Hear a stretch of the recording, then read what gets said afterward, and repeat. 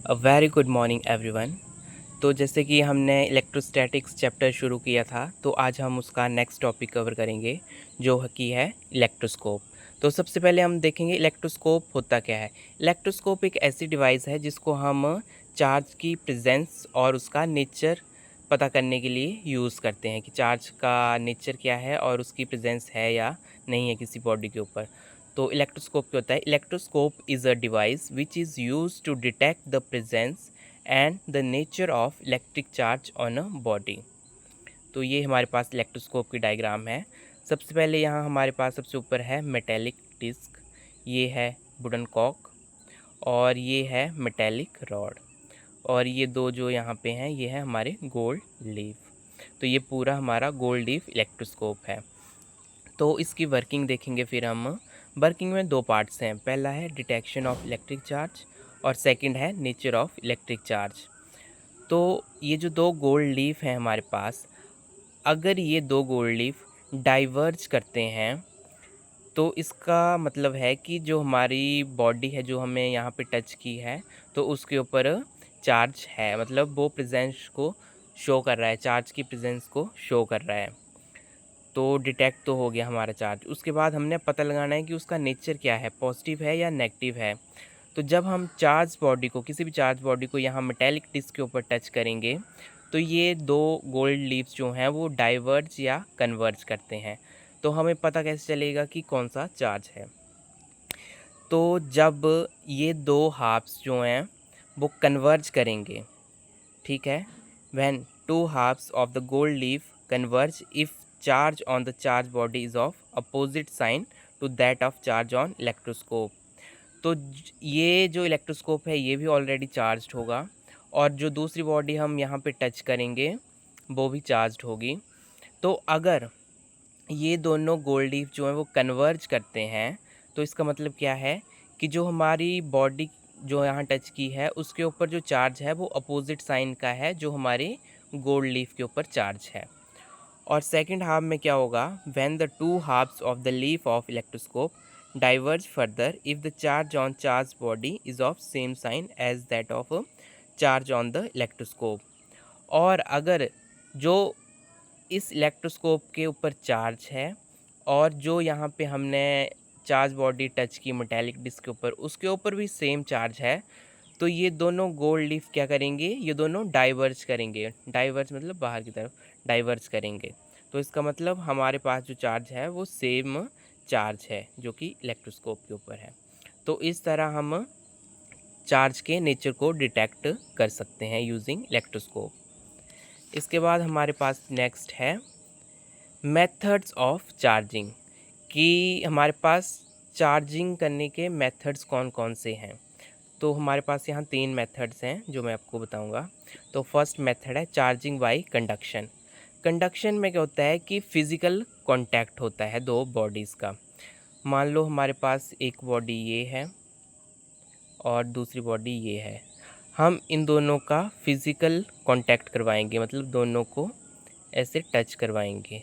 ये होता है charging by conduction. If an uncharged conductor is touched by a charged conductor, the uncharged conductor may acquire charge similar to the charged conductor. It happens because some of the electrons are shared at the point of contact of conductors. मान लो ये हमारे पास charge body है और ये uncharged मतलब neutral body है, ठीक है।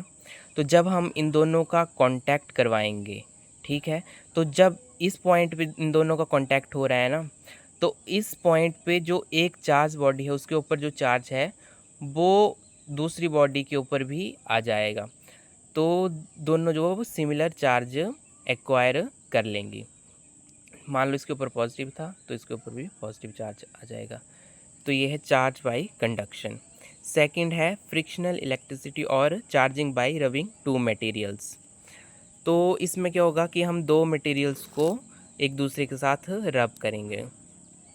The electricity produced by rubbing of two suitable materials under suitable conditions is known as frictional electricity. The two materials after rubbing will got two kind of charges. One body lose electrons and become positively charged, and the second body will gain electrons and become negatively charged.